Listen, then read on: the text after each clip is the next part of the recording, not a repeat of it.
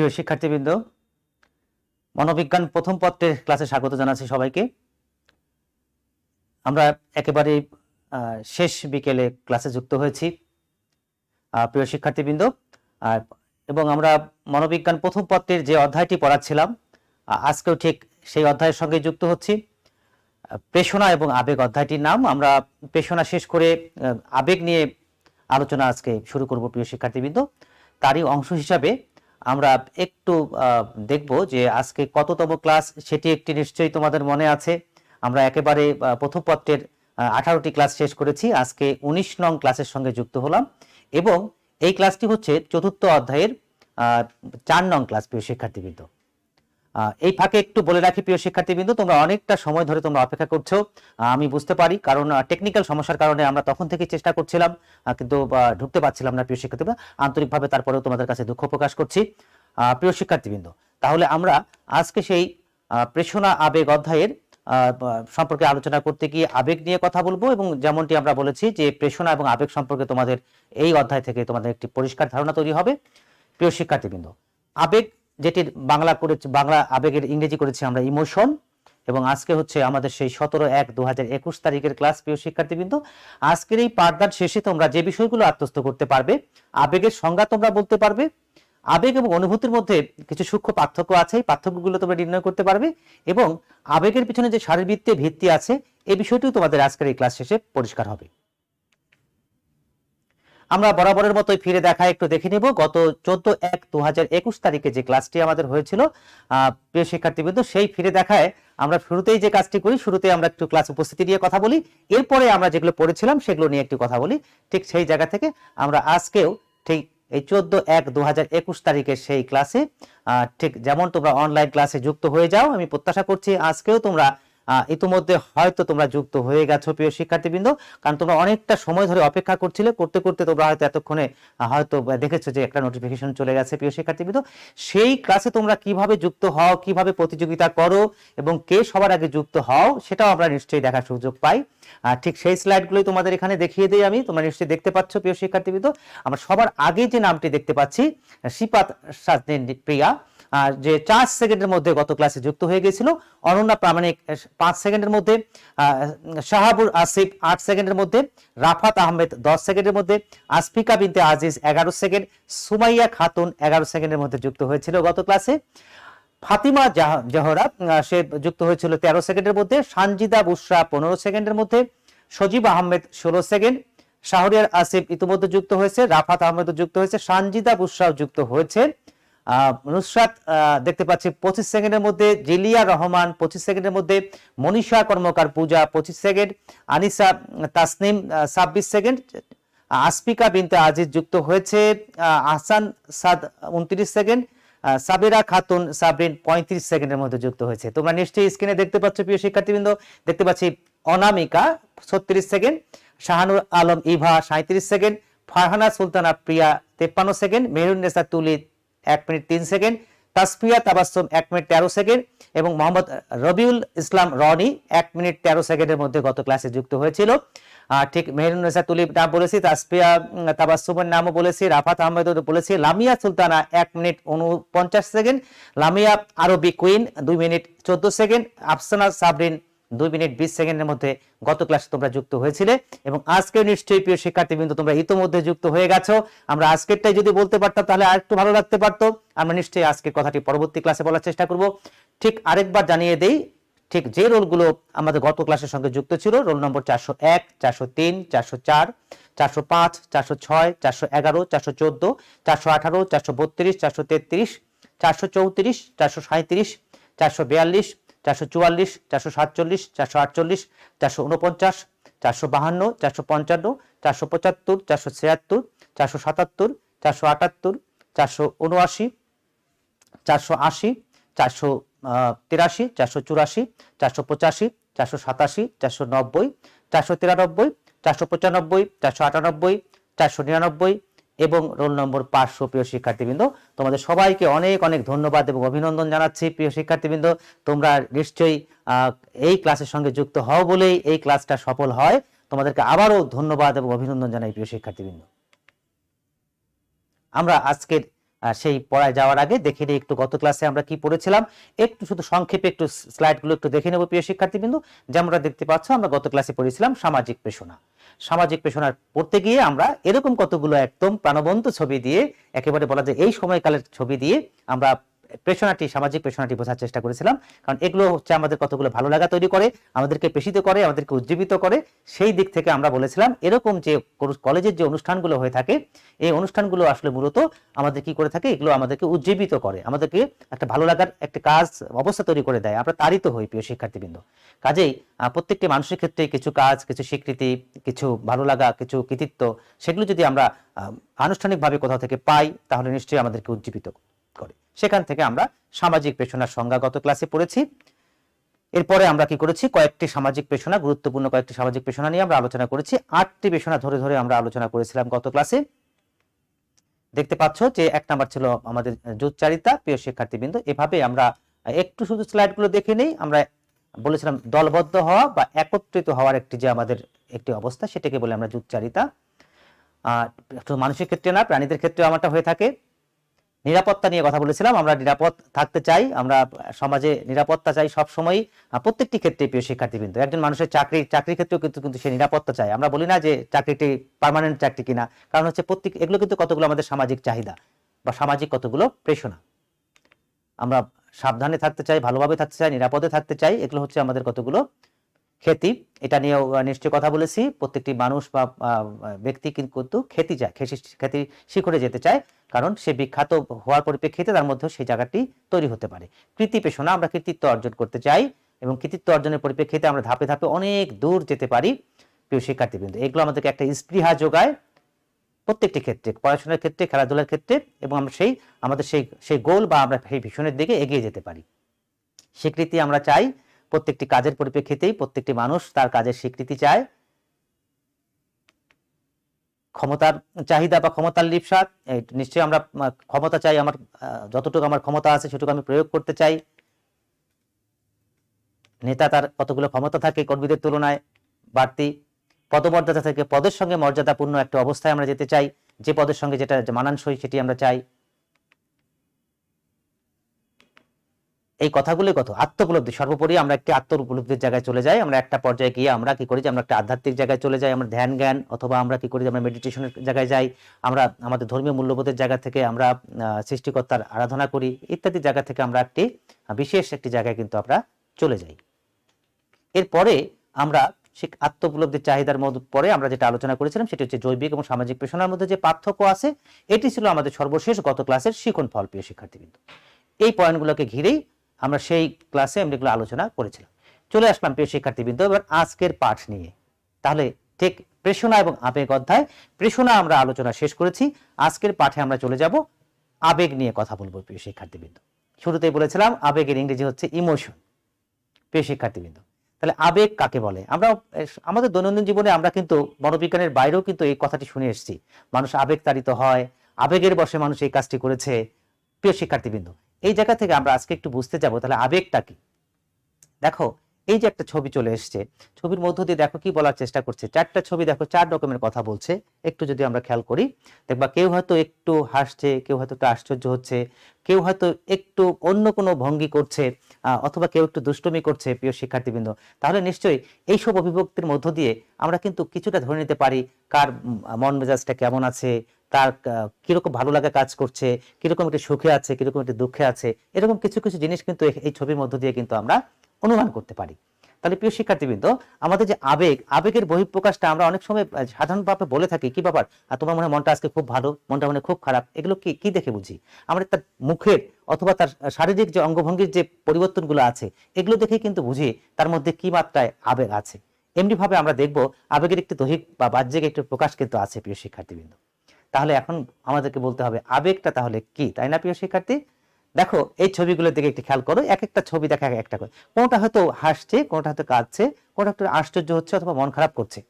তাহলে এগুলো নিশ্চয়ই আবেগের কতগুলো বহিঃপ্রকাশের কতগুলো সিম্বল বা সিমটম আমরা দেখতে পাই। দেখো অনেকগুলো দেখো ছবি, এক একটা মুখের অভিব্যক্তি দেখে আমরা এক এক রকম কিন্তু ব্যাখ্যা করতে পারি। এবং এগুলো কিন্তু আজকাল তোমরা দেখতে পারো, তোমরা অনেকেই ফেসবুকের সঙ্গে আছো, এবং এইসব কিন্তু খুব ছোট আকারে কিন্তু আমরা বিভিন্ন জনের কাছে পাঠাই, এবং এর মধ্য দিয়ে কিন্তু একটি বক্তব্য আমরা প্রকাশ করবার চেষ্টা করি, কারণ এই ছবিগুলোই কিন্তু এক একটা করে ছবি এক একটা করে কথা বলছে। তো প্রিয় শিক্ষার্থীবৃন্দ, এগুলো কিন্তু প্রত্যেকটাই বলতে গেলে আবেগের একটি বহিঃপ্রকাশ কিন্তু আমরা মুখমণ্ডলের মধ্য দিয়ে কিন্তু আমরা দেখে থাকি। প্রিয় সুখ দুঃখ, হাসি কান্না, ভালো লাগা ভালোবাসা সবকিছুর একটা বহিঃপ্রকাশ কিন্তু মুখের অভিব্যক্তির মধ্য দিয়ে কিন্তু আমরা বুঝতে পারি। তাহলে দেখো যে আবেগের যে বহিঃপ্রকাশ, তোমরা কিন্তু এগুলো দেখে তোমরা মনোবিজ্ঞান পাঠ না করলেও কিন্তু তোমরা বুঝতে পারো যে এর মধ্যে মনে মনটা খারাপ আছে, এর মনে মনটা একটু ভালো আছে, এর মনে একটা হাসি খুশিতে আছে, এর মনে হয় একটু ব্যথিত হয়েছে।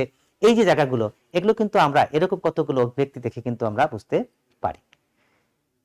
দেখো ব্যাপকভাবে কিন্তু এগুলো অনেক বেশি পরিচিত জিনিস, এগুলো অনেক ব্যবহৃত জিনিস। অল্প কথার মধ্য দিয়ে কিন্তু, একটি ছবির মধ্য দিয়ে কিন্তু অনেক কথা বলে দেয় প্রিয় শিক্ষার্থীবৃন্দ। এবং এগুলো কিন্তু আমরা প্রত্যেকটা ছবি ধরে ধরে কিন্তু আমরা একটা একটা করে ব্যাখ্যা করতে পারবো। দেখো কত সহজভাবে ছবিগুলো এঁকেছে, এবং কিন্তু এক একটা করে ছবি কিন্তু এক একটা করে আবেগের কথা আমাদেরকে স্মরণ করিয়ে দেয়। তাহলে এখান থেকে নিশ্চয়ই তোমাদের মনে হচ্ছে তাহলে আবেগটা কি? আবেগ এরকম একটি জায়গা, আমাদের সুখ দুঃখ, ভালো লাগা, হাসি কান্না, এগুলো প্রত্যেকটাই কিন্তু একটা আবেগের বহিঃপ্রকাশ প্রিয় শিক্ষার্থীবৃন্দ। ঈর্ষা, অথবা দেখা গেল কি যে তোমার মতো করে তোমার একটি নিজস্ব অভিব্যক্তি, সেগুলো কিন্তু তোমার বিশেষ করে আমরা বডি ল্যাঙ্গুয়েজ বলি বা শারীরিক যে প্রকাশগুলো বলি, এর মধ্য দিয়ে কিন্তু আমরা বুঝতে পারি। তো প্রিয় শিক্ষার্থীবৃন্দ, আমরা এবার একটু দেখে নেই আমাদের বিজ্ঞানীদের কথার মধ্য দিয়ে, অথবা একটু যদি মনোবিজ্ঞানের ভাষায় আমরা একটু আবেগের সংজ্ঞা দিতে চাই, তাহলে সেই জায়গাটা এবার একটু ঢুকে যাব তোমাদেরকে নিয়ে। আবেগের ইংরেজি প্রতিশব্দ বলেছে ইমোশন। ইমোশন শব্দটি এসছে একটি ল্যাটিন শব্দ ইমোভার থেকে, এবং যার অর্থ হচ্ছে যে বাইরে পরিচালিত করা। অর্থাৎ ইমোশন হচ্ছে এরকম একটা বিষয় যে ইমোভার থেকে যদি ব্যাখ্যা করতে যাই, তাহলে এটি বাইরে পরিচালিত করা হয়ে থাকে, অর্থাৎ বাইরের দিকে একটা বহিঃপ্রকাশ আমরা দেখতে পারি, অথবা আমরা আমাদের যে একটি অভিব্যক্তি চলে আসে, সেটা ভেতরে কতগুলো কর্মকাণ্ড হবে, কিন্তু সেটা কিন্তু বাইরে এটা একটা প্রকাশ থাকবে প্রিয় শিক্ষার্থীবৃন্দ। এরকম একটা বিষয়কে কেন্দ্র করে আমরা বলি যে যার অর্থ হচ্ছে বাইরের দিকে, নিজের ভেতরের জিনিসটাকে বাইরের দিকে একটু পরিচালিত করা। প্রিয় শিক্ষার্থীবৃন্দ, এবার একটু দেখো, আবেগ সৃষ্টি হলে প্রাণের মধ্যে এক ধরনের আলোড়নের সৃষ্টি হয়, এবং বিভিন্ন আচরণের ভেতর দিয়ে তার একটি বাহ্যিক প্রকাশ ঘটে। ওই যে বললাম বাইরে বেরিয়ে আসে মানে বাহ্যিক প্রকাশ ঘটে। তাহলে এই আবেগ সৃষ্টি হওয়ার পেছনে কি করে থাকে? একটি উদ্দীপক কিন্তু কাজ করে থাকে প্রিয় শিক্ষার্থীবৃন্দ, যা তোমার হাসির খোরাক যোগায়, যা তোমার দুঃখের খোরাক যোগায়। আবেগ সৃষ্টি হলে কি হয়? প্রাণের মধ্যে এক ধরনের আলোড়নের সৃষ্টি হয়, এক ধরনের আলোড়ন, ভিতরে নানা রকম কিন্তু কার্যক্রম হয়ে থাকে। একটা সুখের সংবাদ চলে এসছে, এর পরিপ্রেক্ষিতে সেটি মাথা দিয়ে আমি অনুধাবন করলাম, তার পরিপ্রেক্ষিতে কিন্তু আমার শরীরের কিন্তু বিভিন্ন জায়গায় কিন্তু আলোড়িত হয়, আমার রক্ত সঞ্চালন, আমার হার্টবিট, এগুলোর মধ্যে কিন্তু এক ধরনের কিন্তু আলোড়ন তৈরি হয়ে যায়, এবং বিভিন্ন আচরণের মধ্য দিয়ে তার একটি কিন্তু বহিঃপ্রকাশও ঘটে থাকে। আমার ভেতরে যদি হার্টবিট বেড়ে যায়, আমার ভেতরে যদি বাড়তি মাত্রা একটা ভালো লাগা কাজ করে অথবা কষ্ট কাজ করে, তাহলে কিন্তু তার একটা বাহ্যিক প্রকাশ কিন্তু মুখের মধ্য দিয়ে অথবা অন্যান্য অবস্থার মধ্য দিয়ে কিন্তু প্রকাশ ঘটে থাকে। এই জন্য বলেছে আবেগ যখন একজন মানুষ বা প্রাণের মধ্যে যখন তৈরি হয়, তখন তার ভেতরে কতগুলো কিন্তু আলোড়ন সৃষ্টি হয়ে থাকে। এই আলোড়ন সৃষ্টি হলে পরে তা কি হয়, বিভিন্ন আমার তোমার বা একটি মানুষ প্রাণীর তার বিভিন্ন রকম যে আচরণের মধ্য দিয়ে কিন্তু সেটি প্রকাশ ঘটে থাকে। যেমন তোমার মা তোমাকে বলে কখনো কি ব্যাপার, আজকে মনটা মনে খুব ভালো, অথবা বলে তোমার মনটা মনে আজকে একটু খারাপ আছে, কেন বলে? কারণ তার বাহ্যিক একটি প্রকাশ সে দেখতে পায়, কারণ তোমার ভেতরে কতগুলো আলোড়ন সৃষ্টি হয়েছে মন ভালো বা মন খারাপের পরিপ্রেক্ষিতে, সেই আলোড়নটার বহিঃপ্রকাশ কি হয়েছে তোমার মুখমণ্ডলের মধ্য দিয়ে অথবা অন্য কোনো আচরণের মধ্য দিয়ে কিন্তু সেটা প্রকাশ ঘটেছে। অথবা দেখা গেল কি তুমি খেতে বসেছো, সেখানে রাগ রাগ হয়ে খাচ্ছ, হয়তো খুব জোরে জোরে দেখা গেল প্লেটটা নিচ্ছ, সরাচ্ছ, এদিক করছো, ধপ করে গ্লাসটা নিচ্ছ, অথবা দেখা গেল কি পড়তে ইচ্ছা করছে না, তারপরে জোর করে হয়তো পড়তে বলেছে, তুমি দেখা গেল টেবিলে গিয়ে এমন কিছু কিছু আচরণ করছো, দাদাকে বুঝতে পারছে মা যে তোমার মধ্যে সামথিং কিছু একটা হয়েছে। প্রিয় শিক্ষার্থীবৃন্দ, অর্থাৎ আবেগ সৃষ্টি হলে তার ভেতরে কতগুলো আলোড়নের সৃষ্টি হয়, সেই আলোড়নটা একটা বহিঃপ্রকাশ ঘটে বিভিন্ন আচরণের মধ্য দিয়ে। দেখো বলেছে উদ্দীপকের সাহায্যে প্রাণীর মধ্যে যে আলোড়নের সৃষ্টি হয়, যা তার অভিজ্ঞতা, আচরণ এবং শারীরিক পরিবর্তনের মধ্য দিয়ে প্রকাশ পায়, তাকে বলেছে আমরা আবেগ। এইটা একটু ভালো করে খেয়াল করি, উদ্দীপকের সাহায্যে প্রাণীর মধ্যে যে আলোড়নের সৃষ্টি হয়। তুমি আমি এই যে এখন আছি, আর আমাদের ভেতরে যদি কোনো কিছু না পড়ে গিয়ে, তাহলে কিন্তু আমার মধ্যে তোমার মধ্যে কোনো পরিবর্তন আসবে না। তাহলে উদ্দীপক, যে উদ্দীপকটা একটা সুখের সংবাদ চলে আসলো, একটা ভালো সংবাদ চলে আসলো, তাহলে সেটি একটি উদ্দীপক। তার পরিপ্রেক্ষিতে কি হবে, আমার ভেতরে বা তোমার ভেতরে একটা আলোড়ন সৃষ্টি হবে, এবং এইটি সৃষ্টি হওয়ার পরে সেই ব্যক্তি তার নিজস্ব অভিজ্ঞতা, তার আচরণ এবং তার শারীরিক পরিবর্তনের মধ্য দিয়ে কিন্তু সেটা একটা প্রকাশও ঘটবে, সেটাকে বলবো আমরা আবেগ। তাহলে আবেগের বহিঃপ্রকাশটা আমরা কিভাবে বুঝতে পারছি প্রিয় শিক্ষার্থীবৃন্দ? কোন একটা উদ্দীপক আমার তোমার মধ্যে উদ্দীপনা সৃষ্টি করবে, উদ্দীপনা সৃষ্টি করলে পরে আমার ভেতরে একটা আলোড়িত হব, আমরা আন্দোলিত হব, আলোড়ন সৃষ্টি হবে এবং আমাদের নিজস্ব অভিজ্ঞতা, আমাদের আচরণ এবং শারীরিক নানা রকম পরিবর্তনের মধ্য দিয়ে তার একটি বহিঃপ্রকাশও দেখা যাবে। এটাকে বলেছি আমরা আবেগ। এবার একটু দেখে নেই আমরা, দেখো একটু ছবি, এই যে ছবিটি দেখো, নিশ্চয়ই আমার সামনে থাকলে পরে তোমরা অনেকেই উত্তর দিতে। তিনটি ছবি তিন রকম কথা বলছে, ঠিক? এই ছবিটি একটি কথা বলছে, এখানে আরেকটি কথা বলছে, পাশের ছবিটি নিশ্চয়ই আরেকটি কথা কিন্তু বলছে। তাহলে এই যে এই ছবির এই কথা দেখে আমরা বুঝতে পারি কিন্তু কে দেখা গেল কি একটু ভালো মেজাজে আছে, মনটা ভালো আছে, কে দেখা গেল কি ভালো মন্দের একটা মাঝামাঝি একটা অবস্থায় আছে, অথবা একটি স্থির একটি অবস্থায় আছে, একটি স্বাভাবিক ভারসাম্যপূর্ণ একটি অবস্থায় আছে। আবার দেখা গেল একদম কেউ খুব আশ্চর্য হয়ে গেছে, খুবই উৎফুল্ল হয়ে কেউ হয়তো চিৎকার দিচ্ছে। তাহলে এরকম কিছু কিছু ছবি কিন্তু আমাদেরকে সেই আবেগের বহিঃপ্রকাশের কথা বলে দেয়। এই জন্য বলেছে যে এর দেহের ভিতরে কতগুলো আলোড়নের সৃষ্টি হয়েছে, এর পরিপ্রেক্ষিতে তার বিভিন্ন আচরণের মধ্য দিয়ে, তার বিভিন্ন অভিব্যক্তির মধ্য দিয়ে তার একটি বাহ্যিক প্রকাশ হয়েছে। এ থেকে আমরা বুঝতে পারি এই মানুষটি এখন কি আছে, একটি বিশেষ আবেগের মধ্য দিয়ে সে চলছে। আমরা এবার একটু দেখে নেই বিজ্ঞানীদের জায়গার পরে যে এই যে আবেগ এবং অনুভূতি, প্রিয় শিক্ষার্থীবৃন্দ, তাহলে আমরা এই জায়গাটা কিন্তু আমরা পরিষ্কার হয়ে গেলাম। নিশ্চয়ই আমরা আবেগের সংজ্ঞাটা আমরা দেখে নিলাম। হ্যাঁ, আমরা আবেগের সংজ্ঞাগুলো দেখে নিলাম, তোমাদের কাছে নিশ্চয়ই অনেকটাই পরিষ্কার হয়ে গেছে। এরপরে যেহেতু আমরা আবেগের মধ্যেই থাকবো, তার সঙ্গে একটু সূক্ষ্মভাবে তোমাদেরকে একটু বলে দেই আবেগ অনুভূতির মধ্যে কোনো পার্থক্য আছে কিনা। সেই জায়গা থেকে আমরা একটু দেখে নেব এবার আবেগ ও অনুভূতির মধ্যে পার্থক্য। যেমনটা বলছিলাম, 1 নাম্বার, আবেগ হচ্ছে কি কতগুলো শারীরিক পরিবর্তন। ইতিমধ্যে বুঝেছি আমরা আবেগের পরিপ্রেক্ষিতে কি শারীরিক পরিবর্তন হয়, এবং আত্মনিষ্ঠ অভিজ্ঞতা সামগ্রিক একটি রূপ। আত্মনিষ্ঠ বলতে ব্যক্তি নিজেই তো তার ভিতরে আলোড়িত হয়, আন্দোলিত হয়, তার নিজস্ব একটা অভিজ্ঞতা সেখানে আমরা দেখি, এবং সেটা হচ্ছে তার আত্মনিষ্ঠ, তার নিজের একটি অভিজ্ঞতা।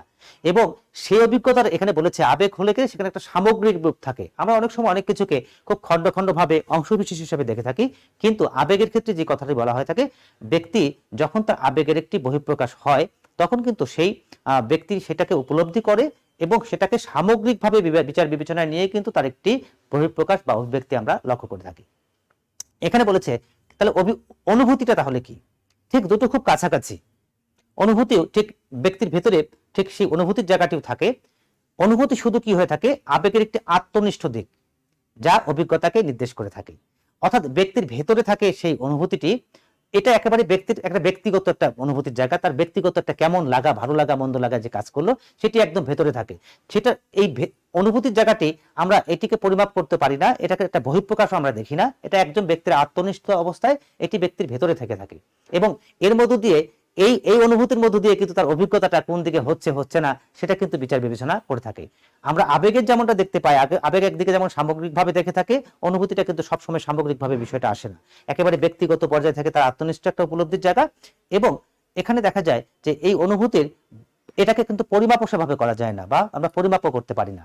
সেই জায়গা থেকে আবেগকে কিন্তু পরিমাপ করা যায় প্রিয় শিক্ষার্থীবৃন্দ, কারণ আবেগের একটি যে বাহ্যিক প্রকাশ আছে, বাহ্যিক একটি অভিব্যক্তি আছে, সেটা দেখে সে কি অবস্থায় আছে সেটা কিন্তু পরিমাপ করার সুযোগ থাকে। কিন্তু অনুভূতি একেবারে ব্যক্তির ভিতরের কতগুলো ফিলিংস এর জায়গা, অনুভূতির জায়গা, যা একেবারে তার নিজস্ব কতগুলো আত্মনিষ্ঠ উপলব্ধি, যার বাইরের বহিঃপ্রকাশ আমরা সেভাবে দেখতে পারি না, আবেগের মধ্য দিয়ে দেখতে পারি, কিন্তু অনুভূতির জায়গাটা কিন্তু অনুভূতির জায়গায় থেকে যায়, সেইটা কিন্তু বহিঃপ্রকাশ বাইরে থেকে সেভাবে দেখা যায় না। এই জন্য বলেছে অনুভূতি হচ্ছে একেবারে ব্যক্তির ভিতরের মধ্যে তার নিজস্ব একটা উপলব্ধির জায়গা।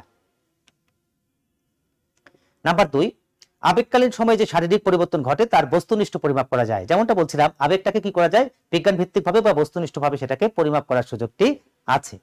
কিন্তু অনুভূতিটা একেবারে এরকম বস্তুনিষ্ঠভাবে পরিমাপ করা যায় না। বস্তুনিষ্ঠ পরিমাপ আমরা কাকে বলে থাকি, যে পরিমাপের মধ্যে আমি পরিমাপ করলেও যা হবে আরেকজন পরিমাপ করলেও তা হবে, ব্যক্তি ব্যক্তি পার্থক্য হবে না।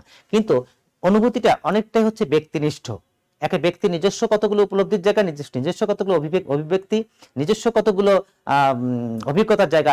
এই কারণে বলেছে যে অনুভূতি একটি ব্যক্তিনিষ্ঠ অভিজ্ঞতা, একেবারে ব্যক্তি ব্যক্তি আলাদা, প্রত্যেক ব্যক্তি তার নিজস্ব একটি উপলব্ধির জায়গা, সেটিকে আমরা কি করতে পারি, সেটাকে আমরা পরিমাপ করতে পারি না। কিন্তু আবেগটাকে কিন্তু সুন্দরভাবে তার একটি বহিঃপ্রকাশ হয় এবং সার্বজনীনভাবে তার একটি পরিমাপ করার সুযোগও কিন্তু আছে। এই কারণে বলেছে অনুভূতি বস্তুনিষ্ঠ পরিমাপ প্রায় অসম্ভব, কারণ আমরা যেসব জিনিসগুলো একেবারে আত্মনিষ্ঠ হয়ে থাকে। তোমরা হয়তো কিছুটা ধারণা তোমাদের থাকতে পারে যে মনোবিজ্ঞানে কিন্তু বিভিন্ন জিনিসকে ব্যাখ্যা করবার জন্য কতগুলো কিন্তু পদ্ধতি আছে। এর মধ্যে একটি অন্তর্দৃষ্টিমূলক একটি পদ্ধতিও আছে। তো অন্তর্দৃষ্টিমূলক পদ্ধতিটা হচ্ছে এরকম যে ব্যক্তি নিজস্ব কতগুলো উপলব্ধির জায়গা, ব্যক্তি নিজেই সেটাকে উপলব্ধি করে, নিজেই সেটাকে নিজের জায়গা থেকে সেটাকে ব্যক্ত করে, কারণ সেটাকে আমরা বিজ্ঞান ভিত্তিকভাবে বা বস্তুনিষ্ঠভাবে কিন্তু পরিমাপ করতে পারি না। ঠিক অনুভূতির ব্যাপারটাও ঠিক তেমনি ভাবে ব্যক্তির একেবারে আত্মনিষ্ঠ একটি অভিজ্ঞতা, নিজস্ব একটি অভিজ্ঞতা, যেটাকে একেবারে বস্তুনিষ্ঠভাবে যেটাকে পরিমাপ করা কিন্তু সম্ভব হয় না। আবেগের পরিধিটি প্রসারিত, এটা অনেক বিস্তৃত। আমরা বলতে পারি যে এরকম যে সুখ, দুঃখ, হাসি, কান্না, ঈর্ষা, অনেক কিছু মিলে কিন্তু আবেগ। কিন্তু অনুভূতিটাকে বলা হয়ে থাকে যে একেবারে আমরা যখন অনুভূতির জায়গায় চলে যাই তখন হচ্ছে হয় ভালো লাগা অথবা খারাপ লাগা অথবা কষ্ট লাগা, সুখ এবং দুঃখ। এই কারণে বলেছে যে আবেগের পরিধি হচ্ছে অনেক ব্যাপক, কিন্তু অপেক্ষাকৃত অনুভূতিটি সুখ এবং দুঃখ এই দুটি শ্রেণীর মধ্য দিয়ে কিন্তু সেটি ভাগ করা যায়। এই কারণে বলেছে যে আবেগের পরিধি প্রসারিত, কারণ আবেগ শুধুমাত্র সুখ আর দুঃখের মধ্য দিয়ে না, আবেগের পরিধির মধ্যে হাসি, কান্না, সুখ, ঈর্ষা ইত্যাদি ইত্যাদি বিষয়গুলো কিন্তু অনেকগুলো সমষ্টি আছে। এই কারণে বলেছে আবেগের পরিধিটা হচ্ছে অপেক্ষাকৃত অনেক বেশি বিস্তৃত বা প্রসারিত।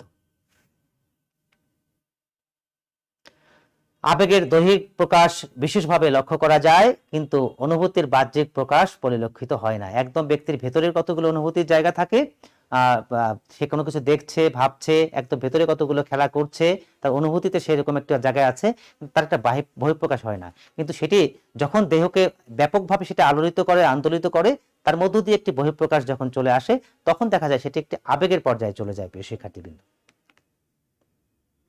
অনুভূতি হয় সুখের কিংবা দুঃখের, কিন্তু আবেগের ক্ষেত্রে সুখ দুঃখের অনুভূতি ছাড়াও এক প্রকার মানসিক উত্তেজনা লক্ষ্য করা যায়। আমরা বিভিন্ন সময় বিভিন্ন রকম মানসিক উত্তেজনা লক্ষ্য করি, তো সেই উত্তেজনাগুলোর মধ্যে শুধুমাত্র সুখ আর দুঃখ আছে এমনটি নয়, এর বাইরে অন্য কিছু থাকতে পারে।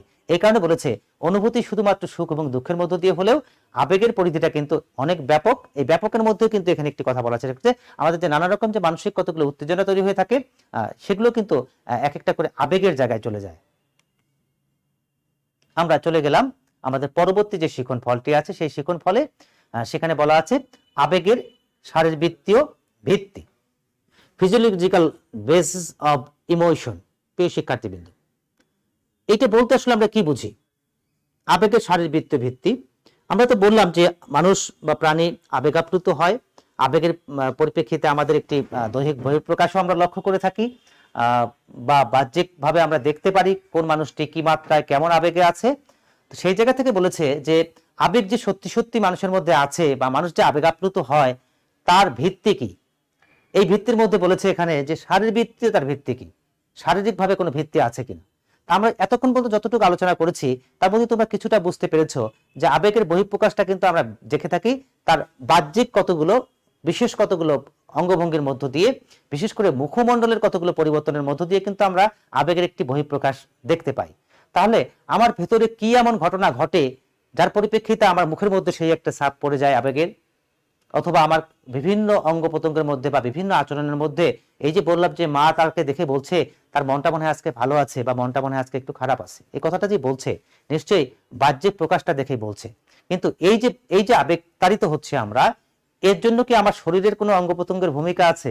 শরীরের কোনো অঙ্গ প্রত্যঙ্গের মধ্যে কি কোনো চেঞ্জ আসে? এই জায়গাটি আমাদের প্রশ্ন হচ্ছে আবেগের শারীরবৃত্তীয় ভিত্তি, অর্থাৎ শরীরের কোন কোন অঙ্গ বা কোন কোন জায়গাগুলো এই আবেগের সঙ্গে সম্পর্কযুক্ত, সেগুলো নিয়ে আমরা একটু যদি ব্যাখ্যায় যেতে পারি তাহলে আমরা এটাকে প্রমাণ করতে পারবো যে আবেগের শারীরবৃত্তীয় ভিত্তি আছে না নাই। তো আমরা আবেগতাড়িত যখন হই, কোন উদ্দীপক যখন আমার ভেতরে এসে পড়ে, তখন যে বিষয়টি কাজ করে, আমরা জানি যে আমাদের যে মস্তিষ্ক, আমরা কেন্দ্রীয় স্নায়ুতন্ত্রের কথা জানি, আমরা প্রান্তীয় স্নায়ুতন্ত্রের কথা জানি। প্রিয় শিক্ষার্থীবৃন্দ, সেখান থেকে আমরা স্বয়ংক্রিয় স্নায়ুতন্ত্রের কথা নিশ্চয়ই আমরা অবহিত আছি। এই যে আমাদের যে স্নায়ুতন্ত্রগুলো আছে, এর মধ্যে স্বয়ংক্রিয় স্নায়ুতন্ত্র, এটার আবার দুটি ভাগ আছে, একটি হচ্ছে সমবেদী, একটি হচ্ছে পরাসমবেদী, সিম্প্যাথেটিক, প্যারাসিম্প্যাথেটিক। এই যে দুটো সংবেদী এবং সমবেদী এবং পরাসমবেদী স্বয়ংক্রিয় স্নায়ুতন্ত্র, এই দুটি কি করে থাকে? আমাদের আবেগের সঙ্গে সম্পর্কযুক্ত হয়ে নানা কার্যক্রম করে থাকে, এবং এই স্নায়ুতন্ত্রগুলোকে ব্যাখ্যা করলে আমরা আবেগের একটি সংযোগ বা একটি যোগসূত্র আমরা খুঁজে পাই। আমরা সেই জায়গাটি বলবো, আমরা আবেগের শারীরবৃত্তীয় ভিত্তির জায়গা থেকে স্বয়ংক্রিয় স্নায়ুতন্ত্রের একটি গুরুত্বপূর্ণ ভূমিকা রয়েছে। কিভাবে কি করে থাকে সেই জায়গাটা এখন একটু আলোচনায় যাব।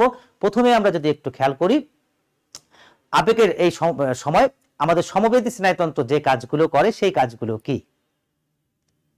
সমবেদী স্নায়ুতন্ত্র আবেগের সময় কি কাজ করে থাকে? প্রিয় শিক্ষার্থীবৃন্দ, তোমরা আমরা জানি যে আমাদের যে বিশেষ করে স্নায়ুতন্ত্র তার দুটি ভাগ, একটি হচ্ছে কেন্দ্রীয় স্নায়ুতন্ত্র, একটি হচ্ছে প্রান্তীয় স্নায়ুতন্ত্র। তার মধ্যে আবার আমরা দেখে থাকি যে একটি ভাগের মধ্যে এসে আমরা দেখি যে মস্তিষ্ক সহ কেন্দ্রীয় স্নায়ুতন্ত্রের মধ্যে একটি বিষয় থাকে, সেই মস্তিষ্কেরও নিশ্চয়ই কতগুলো ভূমিকা আছে। আবার আমরা প্রান্তীয় স্নায়ুতন্ত্রের মধ্যে যখন চলে আসি সেখানেও আমরা কতগুলো ভাগ কিন্তু দেখতে পাই। সেখান থেকে আমরা চলে যাই যখন সমবেদী স্নায়ুতন্ত্র এবং পরাসংবেদী স্নায়ুতন্ত্র, তারাও কিন্তু আবেগের ক্ষেত্রে কি কাজ করে থাকে সেগুলো নিয়ে আমরা এখন আলোচনায় যাব। তারই অংশ হিসাবে প্রথমে আমরা আলোচনায় যাচ্ছি আবেগের সময় সমবেদী স্নায়ুতন্ত্র কি কাজ করে থাকে। খুবই গুরুত্বপূর্ণ কাজ করে থাকে। আমরা একটা একটা করে একটু দেখে নেওয়ার চেষ্টা করব। দেখো, 1 নম্বর বলেছে যে হৃৎপিণ্ডের ক্রিয়া বাড়িয়ে দেয়। আমাদের যে হৃৎপিণ্ড আছে, হৃৎপিণ্ডের যে কাজ, প্রতিনিয়ত হৃৎপিণ্ড কাজ করে, স্বাভাবিক অবস্থায় কাজ করে, আবেগতাড়িত হলেও কাজ করে, কিন্তু আমরা যখন বিশেষভাবে বিশেষ কিছু কিছু আবেগের দ্বারা তাড়িত হয়ে যাই তখন আমার হৃৎপিণ্ডের ক্রিয়া হয় বেড়ে যায়, আমাদের হার্টবিটটা তখন বেড়ে যায়। আর হার্টবিট যদি বেড়ে যায় তাহলে রক্ত সঞ্চালনও কিন্তু বেড়ে যায়। সেই কথাটি বলেছে যে হৃৎপিণ্ডের ক্রিয়াটা বাড়িয়ে দেয়, ফলে রক্ত সঞ্চালনও কিন্তু বেড়ে যায়।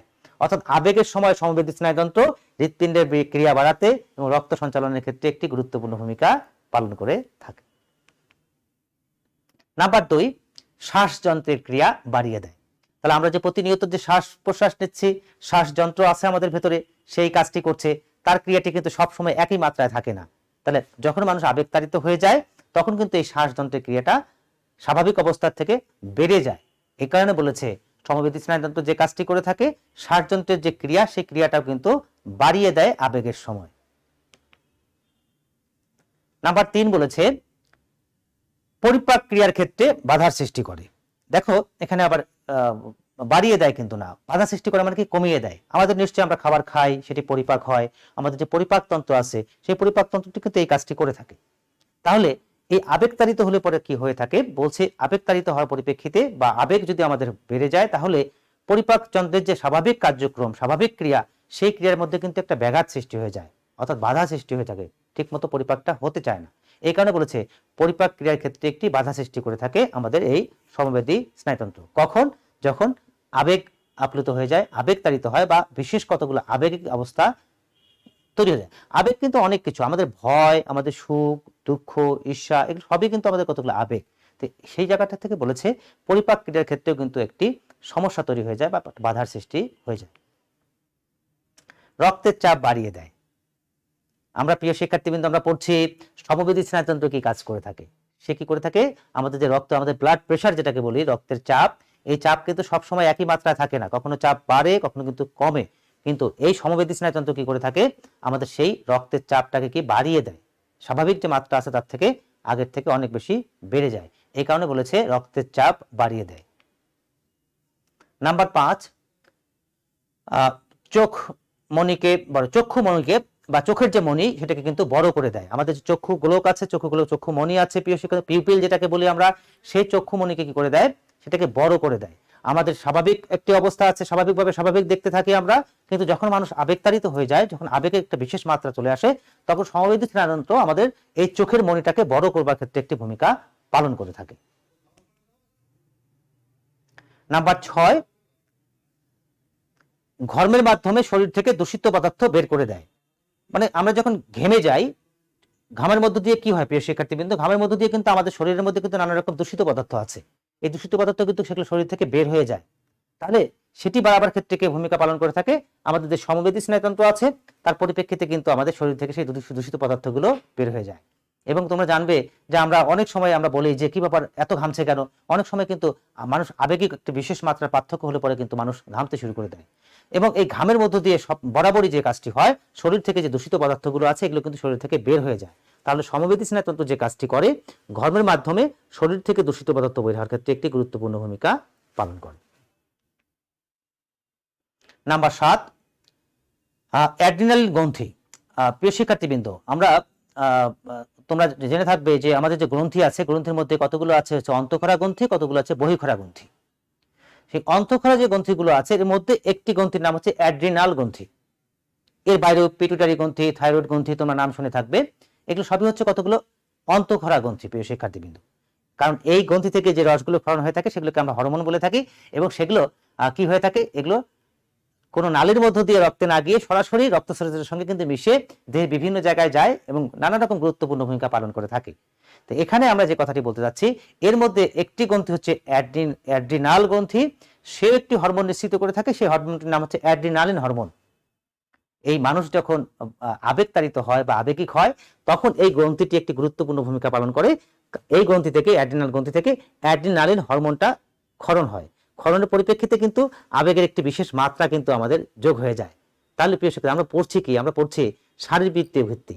শারীরবৃত্তীয় ভিত্তি পড়তে গিয়ে আমরা দেখছি যে সমবেদী স্নায়ুতন্ত্র আমাদের শরীরের একটি অংশ, সে কি কাজ করে থাকে, সে যে কাজ করে সেই কাজের ক্ষেত্রে আবার দেখলাম কি যে অ্যাড্রিনাল একটি গ্রন্থি আছে, সেখান থেকে কি হয়, অ্যাড্রিনালিন হরমোন কিন্তু তখন বেশি মাত্রায় ক্ষরণ হতে থাকে বা সেটি বের হতে থাকে।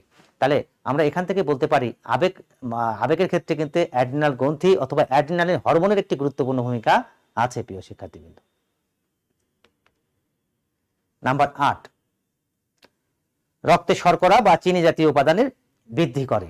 অর্থাৎ আমরা জানি যে আমরা তো নিশ্চয়ই খাবার খাই প্রতিনিয়ত, খাবার খাওয়ার মধ্য দিয়ে রক্তে নিশ্চয়ই শর্করা অথবা গ্লুকোজ অথবা চিনির মাত্রার একটা পার্থক্য বিভিন্ন সময় হয়। খাওয়ার পরপরই যে মাত্রা থাকে, আস্তে আস্তে শক্তি ক্ষয়ের পরিপ্রেক্ষিতে সেটি নিশ্চয়ই আস্তে আস্তে কমতেও থাকে। প্রিয় শিক্ষার্থীবৃন্দ, তো আমাদের এই আবেগ যখন হয় তখন কি হয় থাকে, সেই যে রক্তের মধ্যে যে শর্করাটা হয়, শর্করাটা যায়, সেটির উপাদানটা কিন্তু বৃদ্ধি করে দেয়। অর্থাৎ চিনি জাতীয় উপাদানের কিন্তু বৃদ্ধি ঘটায় আমাদের আবেগের পরিপ্রেক্ষিতে রক্তে শর্করা বা চিনি জাতীয় যে উপাদানগুলো আছে এগুলো কিন্তু যে মাত্রায় স্বাভাবিক মাত্রা যেটি থাকে তার থেকে কিন্তু বেশি হয়ে যায়। কিন্তু এক্ষেত্রেও কিন্তু গুরুত্বপূর্ণ ভূমিকা পালন করে থাকে সমবেদী স্নায়ুতন্ত্র। তার যে বিশেষ কতগুলো কাজ আছে সেই কাজের পরিপ্রেক্ষিতেই কিন্তু এমনটি হয়ে থাকে।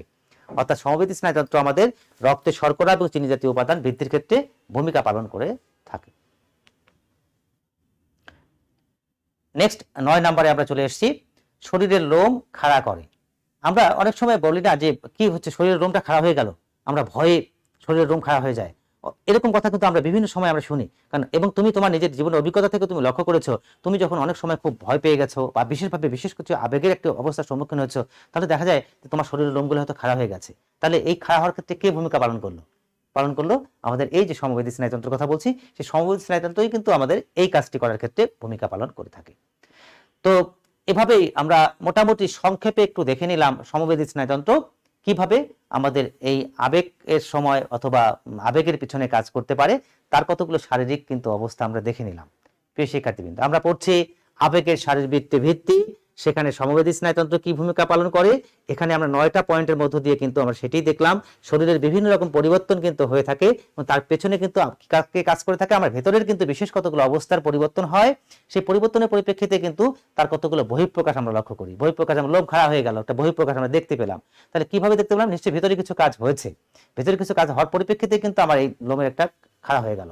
তাহলে সমবেদী স্নায়ুতন্ত্র বিশেষ কতগুলো কাজ করছে, যে কাজের পরিপ্রেক্ষিতে আমার লোমটি খাড়া হয়ে যাচ্ছে। এবার প্রিয় শিক্ষার্থীবৃন্দ, এবার দেখে নেই সমবেদী স্নায়ুতন্ত্র যে কাজগুলো করে তার বিপরীতে দাঁড়িয়ে আমাদের অসমবেদী বা আমরা পরাসমবেদী বলি বা প্যারাসিম্প্যাথেটিক বলি, সে কি কাজ করে থাকে। সেই জায়গা থেকে বলেছি আবেগের সময় ঠিক পরাসমবেদী স্নায়ুতন্ত্র যে কাজগুলো করে থাকে, এতক্ষণ দেখলাম সমবেদী স্নায়ুতন্ত্র কাজ করে থাকে, আরেক দিকে পরাসমবেদী। এখানে একটু বলে রাখি, তোমরা বেশিরভাগ ক্ষেত্রে দেখেছো এতক্ষণ যে আলোচনাগুলো করেছি, সমবেদী স্নায়ুতন্ত্র কিন্তু বেশিরভাগ শরীরের বিভিন্ন কার্যক্রমগুলোর উপাদানগুলো কিন্তু বেশিরভাগ ক্ষেত্রে বাড়িয়ে দিয়েছে। দু একটি ক্ষেত্রে অবশ্য ব্যতিক্রম রয়েছে, পরিপাকতন্ত্রের ক্ষেত্রে কমিয়ে দেয়। তো এই যে মাত্রাগুলোকে বাড়িয়ে দেয়, সবকিছু যদি বাড়িয়ে দেয়, হার্টবিট যদি বেড়ে যায়, হৃৎপিণ্ডের ক্রিয়া যদি বেড়ে যায়, সবকিছু বেড়ে গেলে পরে কি সব তো বাড়তেই থাকবে। তাহলে নিশ্চয়ই এগুলো যদি আবার কমানোর ক্ষেত্রেও কেউ ভূমিকা না পালন করে, তাহলে কিন্তু দেহে ভারসাম্যহীন একটি অবস্থা তৈরি হয়ে যাবে। আমরা আবেগতাড়িত হই সমবেদী স্নায়ুতন্ত্র পরিপ্রেক্ষিতে, আপনার আবেগটাকে কিন্তু নিয়ন্ত্রণ করে নিয়ে আসে পরাসমবেদী স্নায়ুতন্ত্র বিশেষ কতগুলো কাজের মধ্য দিয়ে। কাজেই এবার একটু দেখে নেব পরাসমবেদী স্নায়ুতন্ত্র কি কাজ করে থাকে। একটা জিনিস যদি লম্বা হতে থাকে তাহলে একটা পর্যায়ে ছিঁড়ে যাবে, তাই না প্রিয় শিক্ষার্থীবৃন্দ? সেটাকে নিশ্চয়ই আবার একটা স্বাভাবিক অবস্থায় নিয়ে আসতে হবে। আমরা তো আবেগতাড়িত হই, বিভিন্ন অবস্থা তৈরি হয়ে যায়, আমরা তো একটা স্বাভাবিক অবস্থায় আবার ফিরেও আসি। এই যে একবার একটা জিনিস বেড়ে গেল, আবার একটা জিনিস কমে গিয়ে একটা ভারসাম্যত্ব অবস্থা যদি না হতো, তাহলে তো নিশ্চয়ই আমরা একবারে হাসতে হাসতে হাসতে হাসতে একবার হাসতেই থাকতাম, নিশ্চয়ই সেটি স্বাভাবিক একটি অবস্থা হতো না। আবার কাঁদতে কাঁদতে এক পর্যায়ে কাঁদতেই থাকতাম, সেটা কিন্তু একটি স্বাভাবিক অবস্থা হতো না। দুটোর মধ্যে কিন্তু একটি ভারসাম্যর দরকার আছে। সেই জায়গা থেকে এবার একটু খুঁজে দেখব আমাদের এই আবেগের সময় পরাসমবেদী স্নায়ুতন্ত্র কি কাজ করে থাকে। প্রথম কাজটি দেখো, হৃৎপিণ্ডের ক্রিয়া কমিয়ে দেয়, ফলে রক্ত সঞ্চালন কমে যায়। ঠিক যেমনটা বলছিলাম, সমবেদী স্নায়ুতন্ত্র কি করে, হৃৎপিণ্ডের ক্রিয়াকে বাড়িয়ে দিয়েছিল, তাহলে কমিয়ে দেয় কে, পরাসমবেদী স্নায়ুতন্ত্র। রক্ত সঞ্চালন কি হয়েছিল আগে, সমবেদীর ক্ষেত্রে বাড়িয়ে দিয়েছিল, এখন কিন্তু পরাসমবেদী সেটাকে কমিয়ে দিচ্ছে। তাহলে একবার বেড়ে গেল আর একবার কমিয়ে দিল, এর মধ্য দিয়ে কিন্তু একটা ভারসাম্য অবস্থা তৈরি হয়ে গেল। আমরা 1 নম্বর কাজটি দেখে নিলাম। 2 নম্বর দেখি একটু পরাসমবেদীর কাজ, শ্বাসযন্ত্রের ক্রিয়া কমিয়ে দেয়। আগেরটা বলেছিলাম সমবেদী বাড়িয়ে দেয়, পরাসমবেদী কি করে, সেটাকে আবার কমিয়ে দেয়। এর মধ্য দিয়ে কিন্তু আমরা আবার একটি পর্যায়ে গিয়ে স্বাভাবিক অবস্থায় ফিরে আসি। নাম্বার 3, পরিপাক ক্রিয়ায় সহায়তা করে। আগে বলেছিলাম সমবেদীর ক্ষেত্রে পরিপাক ক্রিয়ায় বাধা সৃষ্টি করে, কিন্তু এখানে কিন্তু দেখছি বলছে কি সহায়তা করে, অর্থাৎ একটি যদি বাধা তৈরি করে থাকে আরেকটি কিন্তু সহায়তা করলো। অর্থাৎ পরাসমবেদীর ক্ষেত্রে পরিপাক ক্রিয়া কি করে থাকে, সহায়তা করে, অর্থাৎ পরিপাক ক্রিয়াটাকে বাড়িয়ে দেয়। আগেরটা কিন্তু বাধা সৃষ্টি করে, মানে পরিপাক ক্রিয়াটা কমিয়ে দিয়েছিল সমবেদীর ক্ষেত্রে। নাম্বার 4, রক্তের চাপ কমিয়ে দেয়। রক্তের চাপ তো কমতেও হবে, খালি বাড়লেই তো হবে না। সমবেদী যেমনটা বাড়িয়ে দেয়, ঠিক পরাসমবেদী কি করে থাকে, রক্তচাপটাকে আবার কমিয়ে দেওয়ার ক্ষেত্রেও ভূমিকা পালন করে থাকে। তাহলে আমরা দেখতে পাচ্ছি যে সত্যি সমবেদী এবং পরাসমবেদীর মধ্যে সম্পর্কটা তোমরা খেয়াল করছো, একজন যেটি করে আরেকজন তার বিপরীত একটি অবস্থা কিন্তু তৈরি করে দেয়। এর মধ্য দিয়ে কিন্তু আমাদের একটি ভারসাম্য বজায় থাকে। নাম্বার 5, চোখের মণিকে ছোট করে পরাসমবেদী। কারণ কিছুক্ষণ আগে পড়েছি সমবেদী স্নায়ুতন্ত্র চোখের মণিকে কি করে, বড় করে দেয়। তাহলে শুধুমাত্র বড় হতে হতে তো বড়ই হতে থাকবে, এটাকে তো নিশ্চয়ই আগের অবস্থায় ফিরে আসতে হবে। এই কারণে পরাসমবেদী কি করে, সেটাকে আবার ছোট করার ক্ষেত্রে ভূমিকা পালন করে। ঘর্মগ্রন্থির ক্ষরণ বন্ধ করে দেয়। একটু আগে পড়েছি আমরা সমবেদীর ক্ষেত্রে ঘর্মগ্রন্থির নিঃসরণ হতে থাকে, ঘর্ম বের হতে থাকে, বাইরের সব দূষিত পদার্থগুলো বের হতে থাকে। তো একটা পর্যায়ে কিন্তু এই ক্ষরণটা কিন্তু একটু কমতেও হবে। সেই জায়গা থেকে বলেছে যে এই পরাসমবেদী স্নায়ুতন্ত্র কি কাজ করে থাকে, এই ঘর্মগ্রন্থির ক্ষরণ যেটি হয় সেটিকে কিন্তু বন্ধ করার ক্ষেত্রে একটি ভূমিকা পালন করে থাকে। অর্থাৎ একটি ভারসাম্য অবস্থার ক্ষেত্রে সে একদিকে যেমন রশিটা এইদিকে চলে যায়, আস্তে আস্তে বড় হয়, সেটাকে আবার আস্তে আস্তে গোটায়ও নিয়ে আসতে হবে, টেনেও ধরতে হবে। সেই কাজটি কিন্তু করে থাকে আমাদের পরাসমবেদী স্নায়ুতন্ত্র। নাম্বার 7, দৈহিক যে উত্তাপের যে হ্রাস বৃদ্ধি সেটি কিন্তু আমাদের এই পরাসমবেদী করে থাকে। কারণ আমরা যে কোনো আবেগতাড়িত একটি অবস্থা হলে পরে কিন্তু আমাদের দেহে কিন্তু নানা রকম কিন্তু তাপমাত্রা যেটি আছে সেটি কিন্তু দৈহিক তাপমাত্রা যেটা আছে এটা কিন্তু পরিবর্তন হয়, এবং এই পরিবর্তন যে হয় এটি একদিকে যদি বাড়তেই থাকে একদিকে যদি কমতেই থাকে, এটার মধ্যে কিন্তু একটা ভারসাম্য একটা অবস্থা নিয়ে আসতে হবে, স্বাভাবিক একটা অবস্থায় নিয়ে আসতে হবে। এই পরাসমবেদী স্নায়ুতন্ত্র সেই কাজটি করে থাকে, আমাদের দৈহিক যে উত্তাপের যে হ্রাস বৃদ্ধি, কখনো বাড়া কখনো কমা, এটির ক্ষেত্রে একটি গুরুত্বপূর্ণ ভূমিকা পালন করে থাকে। যৌনগ্রন্থির যে ক্রিয়া, সেই ক্রিয়ার ক্ষেত্রেও কিন্তু বৃদ্ধি ঘটায় পরাসমবেদী স্নায়ুতন্ত্র, সেই কাজটি করে থাকে। আমাদের যৌনগ্রন্থির যে ক্রিয়া আছে সেই ক্রিয়াটিকে বাড়ানোর ক্ষেত্রে গুরুত্বপূর্ণ ভূমিকা পালন করে থাকে। প্রিয় শিক্ষার্থীবৃন্দ, আমরা এভাবে একটু দেখে নিলাম সমবেদী এবং পরাসমবেদী স্নায়ুতন্ত্র কিভাবে কাজ করে থাকে, এবং এই কাজের মধ্য দিয়ে কিন্তু আমরা দৈহিক কতগুলো পরিবর্তনও দেখতে পারি, তার পরিপ্রেক্ষিতে আমাদের আচরণগত কতগুলো পরিবর্তন হয়, আমাদের অভিজ্ঞতার মধ্য দিয়ে আমরা সেটা বুঝতেও পারি, এবং সেই বহিঃপ্রকাশ দেখে আমরা কিন্তু অনুমানও করতে পারি কার আবেগটি কোন মাত্রায় আছে বা কেমনটি আছে। আমরা চলে আসলাম আরেকটি ক্ষেত্রে, অর্থাৎ সমবেদী এবং পরাসমবেদী এর বাইরেও কি অন্য কোনো অঙ্গ থাকতে পারে যারা এই আবেগের ক্ষেত্রে ভূমিকা পালন করে থাকে? অবশ্যই প্রিয় শিক্ষার্থীবৃন্দ, মস্তিষ্ক এবং আমাদের মস্তিষ্কের গুরুত্বপূর্ণ একটি জায়গা হচ্ছে হাইপোথ্যালামাস, এবং বিজ্ঞানীরা গবেষণা করে দেখেছেন এই হাইপোথ্যালামাস আবেগের ক্ষেত্রে একটি গুরুত্বপূর্ণ ভূমিকা পালন করে থাকে। কারণ হচ্ছে ঠিক যেমনটা এখানে লেখা আছে দেখতে পাচ্ছ, মস্তিষ্কের হাইপোথ্যালামাস আবেগের দৈহিক উত্তেজনা সৃষ্টিতে গুরুত্বপূর্ণ ভূমিকা পালন করে থাকে। অর্থাৎ আমার দেহের যে একটি উত্তেজনা সৃষ্টি হবে, উত্তেজনা হয়, সেক্ষেত্রে কিন্তু মস্তিষ্কে সম্মুখ মস্তিষ্কে যে হাইপোথ্যালামাস আছে সেই হাইপোথ্যালামাসটা গুরুত্বপূর্ণ ভূমিকা পালন করে। বিজ্ঞানীরা গবেষণা করে দেখেছেন সেই হাইপোথ্যালামাসের একটি বিশেষ জায়গাকে যদি বিশেষভাবে সেখানে আঘাত দেওয়া হয়, সেখানে উত্তেজনা তৈরি করা হয়, সেখানে যদি বিশেষভাবে সেটিকে কেটে কখনো ফেলে দেওয়া হয়, তাহলে দেখা যায় কি আবেগের ক্ষেত্রে পার্থক্য তৈরি হয়ে যায়। অর্থাৎ হাইপোথ্যালামাসের হাইপোথ্যালামাসের মধ্যে বিশেষভাবে কোথাও আঘাত করলে, বিশেষ কোনো উদ্দীপক দ্বারা সেখানে বিশেষ কোনো প্রতিক্রিয়া করবার চেষ্টা করলে মানুষ আবেগতাড়িত হয়ে যায়, এবং বিজ্ঞানীরা গবেষণা করে আবিষ্কার করেছেন সেই হাইপোথ্যালামাসের মধ্যে কোনো ধরনের মাত্রাগত কোনো কিছু উদ্দীপকের পার্থক্য পরিপ্রেক্ষিতে দেখা গেল কি ব্যক্তির আবেগের একটা পার্থক্য হয়ে থাকে। এবং বিজ্ঞানী অনেক সময় এই হাইপোথ্যালামাস কেটে ফেলে দিয়ে দেখেছেন যে সত্যি হাইপোথ্যালামাস না থাকলে পরে মানুষ কেমন আবেগতাড়িত হয়, সেখানেও তারা কিন্তু পরিবর্তন লক্ষ্য করেছেন। এখান থেকে তারা সিদ্ধান্তে এসেছেন আবেগের ক্ষেত্রে এই মস্তিষ্কের যে হাইপোথ্যালামাস, এই হাইপোথ্যালামাস কিন্তু একটি গুরুত্বপূর্ণ ভূমিকা পালন করে থাকে। মস্তিষ্কের আরেকটি বিষয় হচ্ছে অ্যামিগডালা, এটিও আমাদের মস্তিষ্কে থাকে। এটিও কি করে থাকে, এটি আবেগের ক্ষেত্রে একটা গুরুত্বপূর্ণ ভূমিকা পালন করে থাকে। বলেছে যে মধ্যস্থতাকারী হিসাবে কাজ করে থাকে। মধ্যস্থতা, আমরা বলি আবেগ অনেক সময় বেড়ে গেল, আবেগ অনেক সময় কমেও গেল, তাই না প্রিয় শিক্ষার্থীবৃন্দ? কিন্তু মাঝামাঝি মধ্যস্থতা করার জন্য কিন্তু কাউকে না কাউকে থাকতে হয়। সেই জায়গা থেকে বলেছে আমাদের মস্তিষ্কে যে অ্যামিগডালা আছে সেটি কি করে থাকে, আবেগের এই মধ্যস্থতাকারী হিসাবে কিন্তু একটা গুরুত্বপূর্ণ ভূমিকা পালন করে। আরেকটি হচ্ছে খুবই গুরুত্বপূর্ণ মস্তিষ্কের আবরণ, বা যেটাকে আমরা সেরিব্রাল কর্টেক্স বলে থাকি। একটা মস্তিষ্কের একেবারে উপরের দিকের যে আবরণটি আছে, সেই আবরণটি, সেটার নাম হচ্ছে সেরিব্রাল কর্টেক্স। এটিও আবেগের ক্ষেত্রে কিন্তু গুরুত্বপূর্ণ ভূমিকা পালন থাকে। বিশেষ করে আচরণ, আমাদের আবেগময়ের পরিপ্রেক্ষিতে কিন্তু আমাদের আচরণ, যে বিভিন্ন রকম আচরণ হয়, এই আচরণটা নিয়ন্ত্রণের ক্ষেত্রে কিন্তু এই সেরিব্রাল কর্টেক্স গুরুত্বপূর্ণ ভূমিকা পালন করে। প্রিয় শিক্ষার্থীবৃন্দ, এই যে কথাগুলো বলছি এগুলো কিন্তু বিজ্ঞানীরা গবেষণা করেছেন। অর্থাৎ সেই যে বললাম যে সেই অ্যামিগডালা, সেই যে বললাম মস্তিষ্কের সেরিব্রাল কর্টেক্স, এগুলো কিন্তু বিজ্ঞানীরা গবেষণা করে দেখেছেন যে সেরিব্রাল কর্টেক্সকে সরিয়ে ফেললে, সেরিব্রাল কর্টেক্সকে বিশেষ কিছু দ্বারা আঘাত করলে, অথবা মানুষ একটি বিশেষ আবেগতাড়িত অবস্থায় থাকলে পরে সেরিব্রাল কর্টেক্সের মধ্যে কতটুকু পরিবর্তন আসে, এগুলো থেকে সিদ্ধান্তে এসেছে যে না, আবেগময় অবস্থার ক্ষেত্রে, আচরণ নিয়ন্ত্রণ করার ক্ষেত্রে এই সেরিব্রাল কর্টেক্সের বা মস্তিষ্ক আবরণের কিন্তু গুরুত্বপূর্ণ ভূমিকা রয়েছে। অর্থাৎ আমরা পড়ছিলাম যে আমরা যে আবেগতাড়িত হই, যে আবেগের কথা বলছি, বহিঃপ্রকাশ দেখি, এর পেছনে শরীরের কোনো অঙ্গ প্রত্যঙ্গের কোনো ভূমিকা আছে কিনা, বা অঙ্গের ভূমিকা আছে কিনা, সেখান থেকে আমরা দেখলাম সমবেদী পরসমবেদী স্নায়ুতন্ত্রের ভূমিকা আছে, আমরা দেখলাম কি মস্তিষ্ক আবরণের ভূমিকা আছে, আমরা দেখলাম কি মস্তিষ্কের অ্যামিগডালা আছে, সেটির গুরুত্বপূর্ণ ভূমিকা আছে, হাইপোথ্যালামাসের গুরুত্বপূর্ণ ভূমিকা আছে।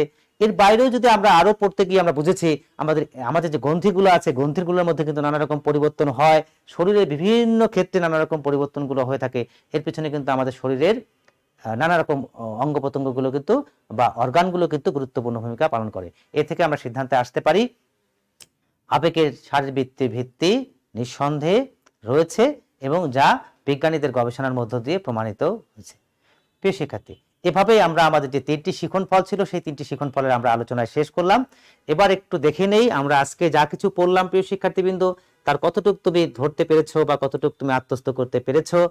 সেই জায়গা থেকে আমরা একটু পাঠ মূল্যায়নে চলে যাই, প্রশ্ন উত্তরে চলে যাই। প্রিয় শিক্ষার্থীবৃন্দ, আমরা একটু দেখে নেব যে আমাদের প্রশ্ন আসবে, এবার এক এক করে তোমাদেরকে প্রশ্নগুলো দেখাবো এবং তোমরা নিশ্চয়ই সেটার একটা উত্তরও দেওয়ার চেষ্টা করবে। আমরা চলে আসি প্রশ্ন নাম্বার 1-এ চলে আসি। আবেগকালীন সময়ে সমবেদী স্নায়ুতন্ত্রের ক্রিয়ায় কি ঘটে? 1 নাম্বার প্রশ্ন, আবেগকালীন সময়ে সমবেদী স্নায়ুতন্ত্রের ক্রিয়ায় কি ঘটে? ক বলেছে হৃৎপিণ্ডের ক্রিয়া বেড়ে যায়, খ বলেছে পরিপাক ক্রিয়া বেড়ে যায়, গ বলেছে রক্তের চাপ কমে যায়, ঘ হচ্ছে রক্তে শর্করা কমে যায়। কোনটি সঠিক? আবেগকালীন সময়ে সমবেদী স্নায়ুতন্ত্রের ক্রিয়ার ফলে ক্রিয়ায় কি ঘটে? ক, খ, গ, ঘ, যেটি উত্তর সঠিক সেটা তোমরা নিশ্চয়ই উত্তরে চলে যাবা। সমবেদী স্নায়ুতন্ত্রের ক্রিয়ার পরিপ্রেক্ষিতে কোনটি ঘটে আমরা একটু দেখে নেব। কোনটি সঠিক উত্তর তোমরা দিয়েছো অলরেডি, লিখতে শুরু করে দাও তোমরা। 1-এর কোনটি সঠিক? আবেগকালীন সমবেদী স্নায়ুতন্ত্রের ক্রিয়ায় কি ঘটে থাকে? ক, খ, গ, ঘ, কোনটি সঠিক? 1-এর 1 উত্তর দিয়েছো। 1-এর অনন্যা প্রামাণিক, লামিয়া আরবি কুইন উত্তর দিয়েছে, অনন্যা প্রামাণিক উত্তর দিয়েছে, সিফাত সাজনিন প্রিয়া উত্তর দিয়েছে, আমরা দেখতে লামিয়া আরবি কুইন আসফিকা উত্তর দিয়েছে, রাফাত আহমেদ উত্তর দিয়েছে, অনন্যা প্রামাণিক ইতিমধ্যে বলেছে, সাবেরা খাতুন উত্তর দিয়েছে, তোমরা যারা জান্নাতুল ফেরদৌস উত্তর দিয়েছে আমরা দেখতে পাচ্ছি, শিমু উত্তর দিয়েছে, তাসপিয়া উত্তর দিয়েছে, রবিউল ইসলাম রনি উত্তর দিয়েছে, সাবেরা খাতুন সাবরিন উত্তর দিয়েছে, আসফিকা বিনতে আজিজ উত্তর দিয়েছে, তোমরা একজন একাধিক আনোয়ারুল ইসলাম উত্তর দিয়েছে অর্থাৎ 424, আসপিকা উত্তর দিয়েছে, লামিয়া, একই ব্যক্তি একাধিকবার তোমরা কেউ কেউ উত্তর দিচ্ছ আমি দেখতে পাচ্ছি। রবিউল ইসলাম, হ্যাঁ বিভিন্ন জন উত্তর দিয়েছো। আনোয়ারুল ইসলাম, হ্যাঁ 424। আমরা একটু দেখে নেই সঠিক উত্তর কোনটি। প্রিয় শিক্ষার্থীবৃন্দ, তোমরা বিভিন্ন জন উত্তর দিয়েছো। বেশিরভাগ শিক্ষার্থীরাই তোমরা ক উত্তর দিয়েছো, হৃৎপিণ্ডের ক্রিয়া বেড়ে যায়। প্রিয় শিক্ষার্থীবৃন্দ, আমরা একের ক সঠিক উত্তর দেখতে পাচ্ছি, কেউ কেউ একটু দুই একটা জায়গায় একটা ভুল করেছো। প্রিয় শিক্ষার্থীবৃন্দ, তাহলে আমরা দেখে নিলাম একের ক হচ্ছে সঠিক উত্তর। তোমরা যারা সঠিক উত্তর দিয়েছো বা উত্তর দিয়েছো, ভুল হতে পারে, তাৎক্ষণিকভাবে শিখতে গিয়ে কিছু ভুলই হতে পারে, আমরা সঠিকটা জেনে নেব। অনেক অনেক ধন্যবাদ এবং অভিনন্দন জানাচ্ছি। এবং এর মধ্য দিয়ে আমি বুঝতে পারি যে তোমরা ঠিক কতজন ক্লাসের সঙ্গে আছো এই মুহূর্তে কিন্তু আমি বুঝতে পারছি। এবার আমরা চলে যাই প্রশ্ন নাম্বার 2। নাম্বার 2 প্রশ্ন বলছে, আবেগকে উপশম করতে কোন স্নায়ুতন্ত্র সাহায্য করে? আবেগকে উপশম করতে, প্রিয় শিক্ষার্থী বলতে সমবেদী ক, খ বলেছে পরাসমবেদী, গ বলেছে থ্যালামাস, আর ঘ বলেছে রেটিকুলার ফর্মেশন। প্রিয় শিক্ষার্থীবৃন্দ, সমবেদী, পরাসমবেদী, থ্যালামাস, রেটিকুলার ফর্মেশন। আমরা 2 এর সঠিক উত্তরটা আমরা জেনে নিতে চাই। 2 এর অলরেডি লামিয়া আরবি উত্তর দিয়েছে, অনন্যা প্রামাণিক উত্তর দিয়েছে, শ্রীপাত সাজনিন প্রিয়া উত্তর দিয়েছে, রবিউল ইসলাম উত্তর রনি উত্তর দিয়েছে, জান্নাতুল ফেরদৌস উত্তর দিয়েছে। আমি দেখতে পাচ্ছি, হ্যাঁ তোমরা ঠিক লিখছো, প্রিয় শিক্ষার্থীরা লিখে যাচ্ছ। বেশ কয়েকজন শিক্ষার্থী ইতিমধ্যে উত্তর দিয়ে, সাবেরা খাতুন সাবরিন উত্তর দিয়েছে, রাফাত আহমেদ উত্তর দিয়েছে। আমি দেখতে পাচ্ছি 2 এর উত্তরটা অনেকেই দিচ্ছ। আনোয়ারুল ইসলাম দেখতে পাচ্ছি 424 রোল দেখতে পাচ্ছি, আনিসা উত্তর দিয়েছে, হিয়া বসাক, গতদিন নামটা ভুল বলেছিলাম, শিমু, হ্যাঁ দেখতে পাচ্ছি, শাহরিয়ার আলম ইভা উত্তর দিয়েছে, রাফাত আহমেদ উত্তর দিয়েছে। তোমরা কেউ কেউ একাধিকবার লিখছো আমি দেখতে পাচ্ছি। প্রিয় শিক্ষার্থীবৃন্দ, আমি দেখতে পাচ্ছি যে তোমরা উত্তরগুলো লিখছো এবং খুবই ভালো লাগছে।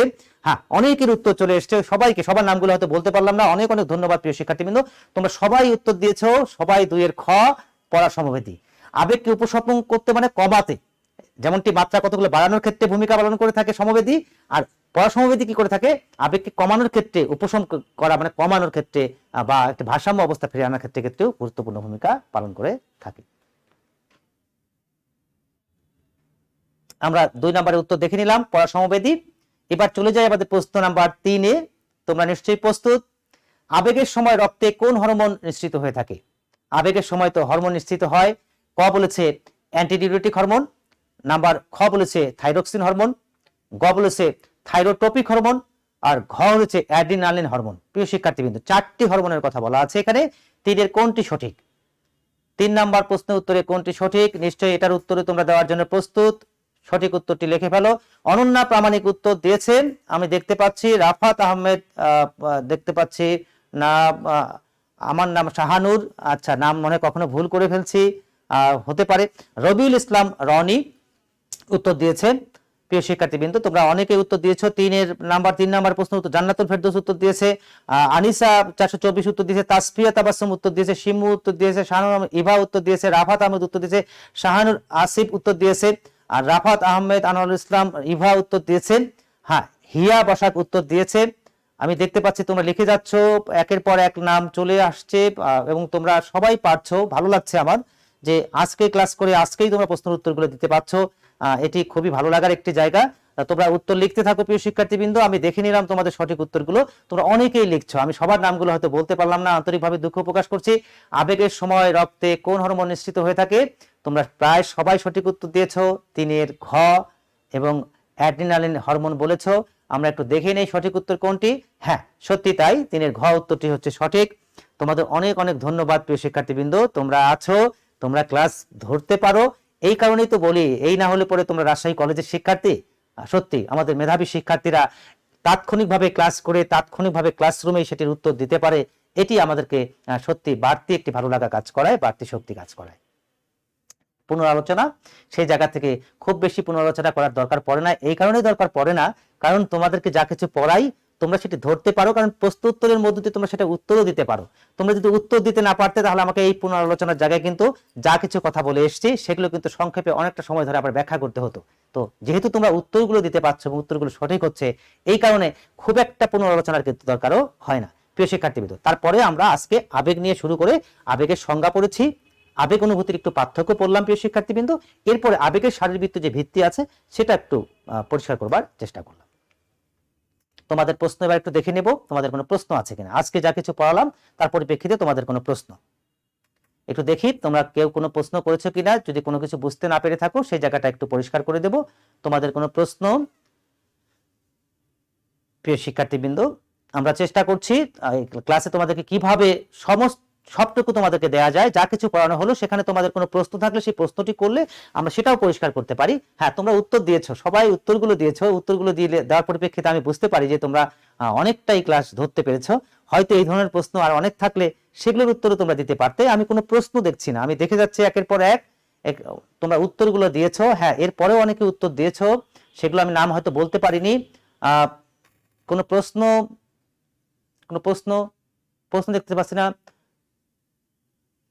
দেখতে পাচ্ছি না, অসংখ্য ধন্যবাদ স্যার। প্রিয় শিক্ষার্থীবৃন্দ, তোমরা একটু যদি বাংলায় লেখার চেষ্টা করো, তোমরা ইংরেজি লেটারগুলো ব্যবহার করো কিন্তু বাংলা সেটা ভাষা আবার বাংলা ব্যবহার করছো, কিন্তু তোমরা বর্ণগুলো ব্যবহার করছো ইংলিশ। এটা কিন্তু পড়তে একটু সময় লাগে এবং একটু জটিল মনে হয়, অনেক সময় উচ্চারণগুলো ঠিকভাবে হয় না। তো সেই জায়গা থেকে সবাই যদি একটু বাংলায় লিখতে সেটি হয়তো একটু হতে পারতো, অথবা ইংরেজিতে সেন্টেন্স লিখলে সেটাও একটা ব্যাপার হতে পারতো। তো আমি দেখতে পাচ্ছি যে তোমাদের কোনো প্রশ্ন নেই। আমি পুরোটাই কিন্তু সার্চ করে দেখলাম, যতটুকু এখানে দেখানো গেল স্ক্রিনে দেখলাম তোমাদের কোনো প্রশ্ন নেই। প্রিয় শিক্ষার্থীবৃন্দ, নিশ্চয়ই আগামী ক্লাসেও তোমাদের প্রশ্ন করার সুযোগ থাকবে, তোমরা প্রশ্ন করতে পারো। আমরা চলে যাই, তোমাদের যদি প্রশ্ন না থাকে তাহলে আমরা পরবর্তী স্লাইডে চলে যাব। আমি দেখতে পাচ্ছি কোনো প্রশ্নই তোমাদের কাছে নেই। হ্যাঁ, নিশ্চয়ই তোমরা বুঝেছো, প্রশ্ন না থাকতে পারে, কোনো অসুবিধা নেই, কিন্তু তোমরা ধরে নিলাম যে তোমরা জিনিসটা ধরতে পেরেছো। বাড়ির একটু কাজ থাকবে, যেমনটা অনেক সময় নিয়ে আজকে পড়লাম আবেগের শারীরবৃত্তি ভিত্তি, এটি তোমাদেরকে ভালো করে কিন্তু পড়তে হবে। এখান থেকে কিন্তু নানা রকম ভাবে এমসিকিউ প্রশ্ন আসতে পারে, সিকিউ প্রশ্ন আসতে পারে। কাজেই বাড়িতে সুন্দর করে আছো, বইয়ের সঙ্গে একটু সম্পৃক্ত হতেই হবে প্রিয় শিক্ষার্থীবৃন্দ। পরবর্তী ক্লাসে আমরা কি পড়বো সেটি একটু ধারণা দিয়ে দিই। আমরা এই অধ্যায়ের মধ্যে আছি, আবেগের মধ্যে আছি, এবং আবেগকালীন সময়ে শারীরিক ও মানসিক কতগুলো পরিবর্তন হয়ে থাকে প্রিয় শিক্ষার্থীবৃন্দ। আমরা সেই শারীরিক পরিবর্তনগুলো কি কি এবং মানসিক পরিবর্তনগুলো কি কি সেগুলো আমরা দেখব। এর মধ্যে দিয়ে কতগুলো আমরা শারীরিক কতগুলো প্রকাশও আমরা কিন্তু লক্ষ্য করবো প্রিয় শিক্ষার্থীবৃন্দ, এবং মানসিক কতগুলো পরিবর্তনের বহিঃপ্রকাশ কিন্তু আমরা লক্ষ্য করব। সেটি আমরা আগামী ক্লাসে সেটি পড়ার চেষ্টা করব।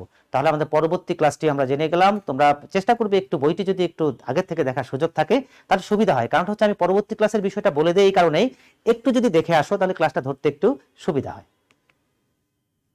ঠিক, এটা নিশ্চয়ই এর আগে ক্লাসে দেখিয়েছিলাম প্রিয় শিক্ষার্থীবৃন্দ। অনেকেই তোমরা কিন্তু সময় মেনটেন করে কিন্তু লেখাটি দিয়েছ। নিশ্চয়ই আজকের ক্লাসেও জানিয়ে দেই, জানুয়ারি মাসের 20 তারিখে অর্থাৎ এই মাসের 20 তারিখে কিন্তু এটি জমা দেওয়ার শেষ তারিখ। আমার বিশ্বাস যে আমার প্রাণের প্রিয় শিক্ষার্থীরা সবাই কিন্তু তোমরা লেখা লিখছো, এবং 20 তারিখের মধ্যে নিশ্চয়ই আমি পেয়ে যাব। এবং সময় মতো কাজ করলে পরে তার যে কত পুরস্কার পাওয়া যায় তার একটি ছবি কিন্তু তোমরা দেখতে পাচ্ছ এখানে। এই ছবিটি নিশ্চয়ই সেই কথাটি মনে করিয়ে দেয় যে সময় মতো কাজ করলে পরে কত পুরস্কার। কারণ তারাও জানতো না যে এরকম একটা লেখা নিয়ে আসলে পরে অধ্যক্ষ মহোদয়ের সঙ্গে এরকম একটা ছবি তোলার সুযোগ আছে। এটি কিন্তু তাদের জন্য একটা সৌভাগ্য, কারণ তারা দুজনে কিন্তু একদম টাইম মেনটেন করে ঠিক সেই ক্লাসে বলেছিলাম তার পরিপ্রেক্ষিতে কিন্তু পরের দিনই কিন্তু তারা নিয়ে এসছে। এবং কাকতালীয় ভাবে দেখো, হয়তো তারাও জানতো না, অধ্যক্ষ মহোদয় জানতো না, আমিও জানতাম না, এভাবে একটি চমৎকার একটু ছবি হয়ে যেতে পারে। কাজেই এই কারণে বলি সব সময় সময়ের সঙ্গে চলতে হয়। এই সময়ের সঙ্গে দুজন শিক্ষার্থী কিন্তু সেদিন চলেছিল বলেই কিন্তু, এবং তাৎক্ষণিকভাবে ওই মুহূর্তে অধ্যক্ষ স্যার এসে গিয়েছিল বলে কিন্তু এরকম একটি ছবি তোলার কিন্তু তারা সুযোগ পেয়েছে। কাজেই তোমাদের সবসময় বরাবরই বলবো, সব সময় আমরা ফার্স্ট থাকবার চেষ্টা করব, একদম সময় মাফিক সবকিছু করবার চেষ্টা করব। তাহলে অনেক সময় দেখবা তোমার নিজের অজান্তে তুমি অনেক পুরস্কার তুমি পেয়ে যেতে পারো। এই ছবিগুলো নিশ্চয়ই তোমাদের মনটা ভালো করিয়ে দিচ্ছে।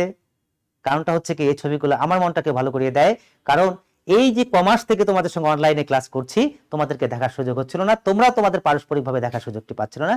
কাজে এই ছবিগুলো কিন্তু বাড়তি ভালো লাগা আমাদের কাছে মনে করিয়ে দেয়। ঠিক যেমনটি দেখতে পাচ্ছ, রাজশাহী কলেজ তোমরা ঘুরে গেছো, রাজশাহী কলেজের কিছু স্মৃতি তোমরা ইতিমধ্যে তোমরা নিয়ে গেছো।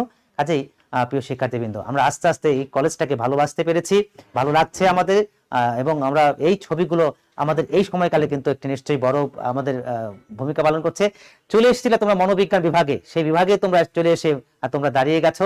বিশেষ করে আমার ছাত্ররা সেভাবে সম্মিলিতভাবে আসেনি, আবার ইউনিফর্ম পরেও হয়তো সেদিন এসেছিল না, 2-4 জন এসেছিল। সবকিছু মিলে ছাত্রদের সঙ্গে কিন্তু এরকম একটা ছবি থাকতে পারতো, সেটি কিন্তু হয়নি। তো প্রিয় শিক্ষার্থীবৃন্দ, এই যে আমাদের তাদের সেই প্রস্তুতি নিয়ে আসা, তাৎক্ষণিকভাবে আমাদের সেই বিভাগের সঙ্গে একটু যুক্ত হওয়া আসা, নিশ্চয়ই মনোবিজ্ঞান বিভাগ তোমাদের ভালো লেগেছে বলে আমাদের বিশ্বাস। কারণ হচ্ছে যে এই বিভাগটাতে আমরা শিক্ষকরা এই টিচার্স রুমে বসি, যদিও তোমাদের ক্লাসরুমটা সেদিন দেখানো হয়তো সম্ভব হয়নি।